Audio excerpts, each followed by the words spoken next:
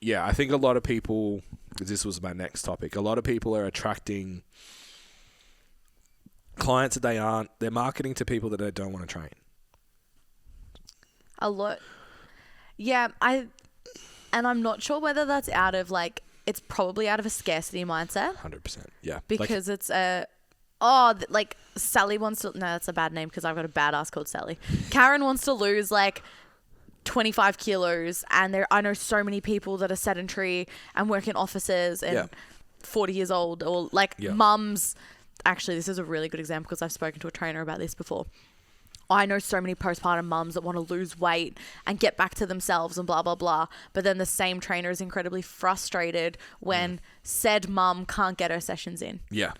And when or get 8 hours sleep or track her macros or whatever. Yeah. Yeah. When said mum is like, I can't track my macros and I got 2 sessions in this week. And they're like, well, do you want results? It's like, well, do you want to work with that market actually? Correct. Yeah. Because there is... My biggest trigger is busy. Yeah.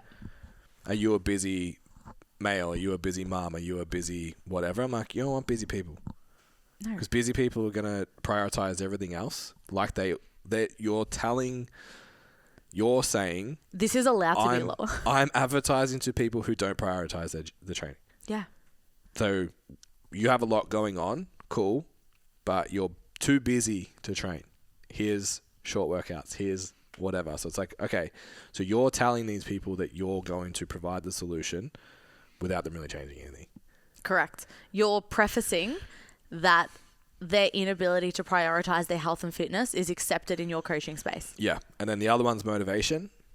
Are you lacking motivation? Online coaching? Fuck that, man. And you know what? This is the same as like what we talk about with, it's okay if you want to do things your way and not see results. As a trainer, it's okay to attract these people and have them on your book and paying you, but not if you're going to complain about pushing shit uphill. Correct. Yeah. You have to be passionate about solving the problem. Yeah. And that was the next point I had. And the mum one's great for that. It's like, if you're really excited about that and you're willing to be like, you have to have the patience of a saint. Well done. Yeah. 2 sessions this week. Sounds like it was great. Like, that was the best you could do. That's 100% out of what we had available this week. Awesome job. What are you committing to next week? What does the week look like? If you're that coach, amazing. Talk to that person. Because the last one I had was like bad relationships with food. Because that's the thing, right? It's like, well, I just really want to help people. And from a sales point of view, pulling those emotional strings. I can step in anecdotally on this one. As somebody that happily shares my relationship with food journey over time, or I got really frustrated at the end of last year, early this year, with the fact that I was troubleshooting. People were wanting me to troubleshoot things that were way out of my realm. Yeah. And it just was not working out for me. And I'm like, okay, by sharing my own experiences and whatnot, I have attracted clientele that are currently struggling with their relationship with food. And I'm very, very good at helping women navigate this. But it stepped a little bit too far. Yeah. So I have completely changed my language around the way that I do that now. And it's okay. These people are still coming to me, but it's with different expectations. Yeah. Yeah. And it's actually the coach that I told not to be so professional, we talked about this as well. Exactly the same situation where I was like, you're putting out all this content, 5 minutes, 4 minutes. You're putting out all this content, speaking to people that are scared, unmotivated, have bad relationships with food, are insecure, etc., etc., etc. Like, you're getting just that. Yeah. If you start to put out, like, I work with poor relationships with food. I work with, half of my client base is about, like, calm the fuck down. Yeah. Jessica, why are you taking the Cybex to -1 rep in reserve? And you're like, I only did 2 sets. Okay, it's fine. But a lot of what I do is that. Yeah. I don't market that. No. And I don't market sorting out relationships with food, but I have endless testimonials about it because I don't want to just attract that person. But if it's there, I can solve the problem.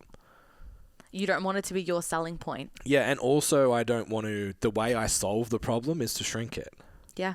Like, we're not going to sit here and talk about your poor relationship with food for 30 minutes a week. I'm going to be like, okay, So you ate out on Saturday. How come you didn't track it? Yep. Oh, I didn't want to look at it. Well, just track it. It's just fucking numbers. Who cares? Yeah. We'll see what the data does next week.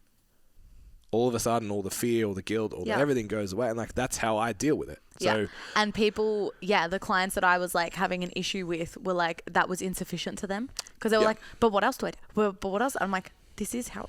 Yeah. This is it. Yeah, which is fine. It's like you go work with someone that's going to escalate for you if that's what you need. It's not how I deal with it, which is why I don't put out content about it. Yep.